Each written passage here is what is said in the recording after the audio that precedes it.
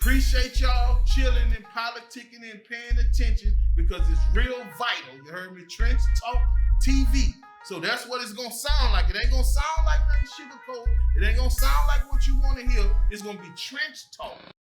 What up, what up, what up? We back at y'all with another episode of Trench Talk TV. And today we got the notorious Mr. Good Dope Cheap Price himself. Some of y'all may know him, some may not. Squalee Pope, how you doing today, my man? You know I'm thug like. I'm thug like. I've been following you for a minute, and you an interesting guy, and I'm Trench Talk. We show. Glad we got you here today, man. Pick your brain. I wanted to see your perspective on a few things, and Okay. Before we get into that, we're gonna start with Squalee Pope. We want to know who Squalee Pope is. You were born in Baton Rouge. Yeah. Born in Baton Rouge. Right there in 70805, you heard me? Right there in Dixie. Right there off Plank, you know what I'm saying? Dixie, what area of the city is that in? That's off Plank Road. Right there in the heart of that motherfucker. We're in the heart of that bitch. What's the difference between, if you could give us one, what would you say the difference between Dixie and other hoods in Baton Rouge is? Well, Dixie, what I seen with me coming up around there, it never was no team. You know what I'm saying? You had to really get it by yourself. You know what I'm saying?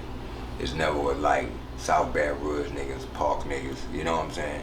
They was mostly fucking with each other. Mm-hmm. You know what I'm saying? Putting each other up with the money game and shit. But in Dixie, they was not doing none of that shit, dog. It's like when I really came up and dealing with the streets and shit, I ended up coming up fucking with my brother, cause my brother from the South. You know what I'm saying? And he introduced me to his partners, them, you know what I'm saying? Yeah. So, you know, I went back to Dixie, you know, and then I moved to Belfair over there. Had a little house over there in Belfair for a little while.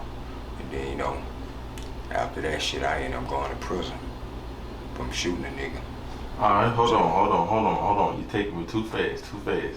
Dixie, you were born in 76. Yeah. I've heard a lot about neighborhoods such as South Baton Rouge, Glen Oaks and things like that. You mentioned Plank Road. Yeah. What did, for people who don't know, Plank Road, that's been I'd like to say that's been a black strip in Baton Rouge for a long time. And say, bro, they used to have all types of shit there, like on the movie theater. You know what I'm saying? Robert E. Lee. Uh-huh. That's right across the street from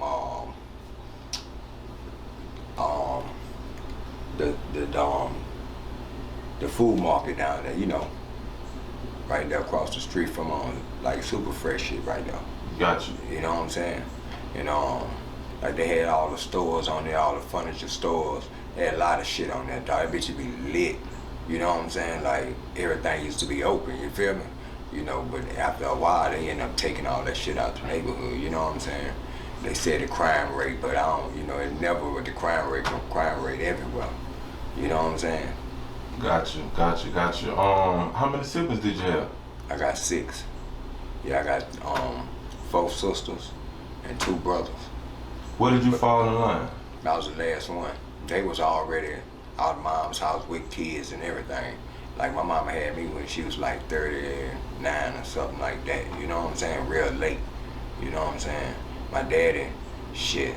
My mama and my daddy from up there in New Orleans, but my mama really from Mississippi. And my mama moved to New Orleans and met my daddy. Uh-huh. And then after, you know, she met him, they ended up moving down here.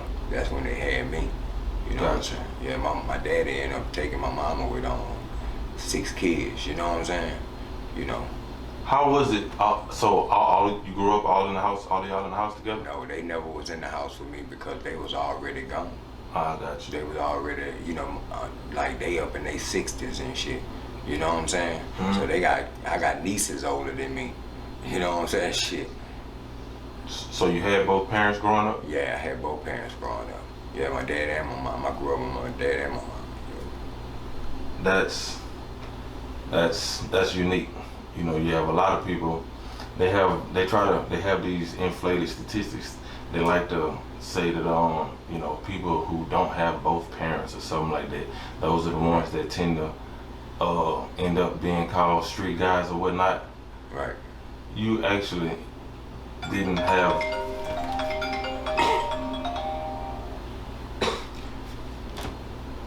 Go ahead. You actually didn't have those circumstances to grow up under. How were your parents? My parents was like, my parents were gangster, man. I ain't gonna lie to you. My parents was like, my daddy, he was the one working all the time, you know, he drive trucks. He had a lot of jobs and shit, you know, community, coffee. I could just remember, you know, dump trucks, 18-wheelers, you know, he driving that type of shit, CDL license. He played music and shit too, you know. But my mama, she was just really mostly all the way streets, you know what I'm saying? Gotcha. But then my dad ended up getting on drugs through the years. So, you know, as me growing up, fuck, the house was like a trap house. You know what I'm saying? Like, I'm right here in Dixie, so shit, everybody be at my mama's house every day. Like, every day. My mama cooking big old meals for the whole neighborhood. You know, might have big fish fried every Sunday or something, you know what I'm saying? And when you say your mom was in the streets, could you tell me exactly what you mean? Like, she really selling work out the house, you know what I'm saying? Yeah, she selling work out the house, you know what I'm saying? You know, shit like that. That's how I end up you know, I didn't never just choose to be in those streets, you know what I'm saying? You know, I'm already growing up in it, you know what I'm saying? Like, you know, you see this shit right here in my household. Going to school, growing up in the 80s, going to school like that, did you ever see a difference between yourself or your parents and other kids when you went to school? Yes. Like my parents, bro, like, just say this here, at the age of 15, I got a girl living with me. You get me now? Why? Like I go to my mama and I ask her, I said, man, I don't want to go to school. And I hit 9th grade, I went there one day. Then I went home, I said, man, I don't want to go back to school. I want to hustle, you know what I'm saying? And so she bought me an ounce of weed, rolled it up in all joints. They were like $3 joints then, you know what I'm saying? You dropped out of school in the 9th grade. Yeah, in the 9th grade. And your mom bought you a zip. Yeah. You know what I'm saying? And she know I never liked the school. You know what I'm saying? I never was into that shit. You feel me? Gotcha.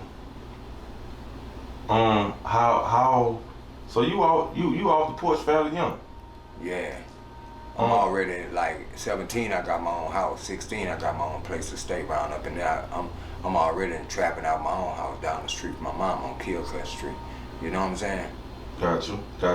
You moving out at 16, 17, had you had any run-ins with law enforcement at this time? No, not right then and there. I wasn't really getting into no law.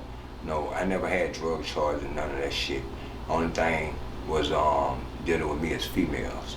Like, you know, me and baby mom with the domestic violence fighting back then, you know what I'm saying? So that would fuck with me with the jail shit. So you had a child that young? Yeah, I had a child at like 17. Yeah. What? Give me an estimation. What year was this? 94, 93. He was born in 93, November. That was my firstborn.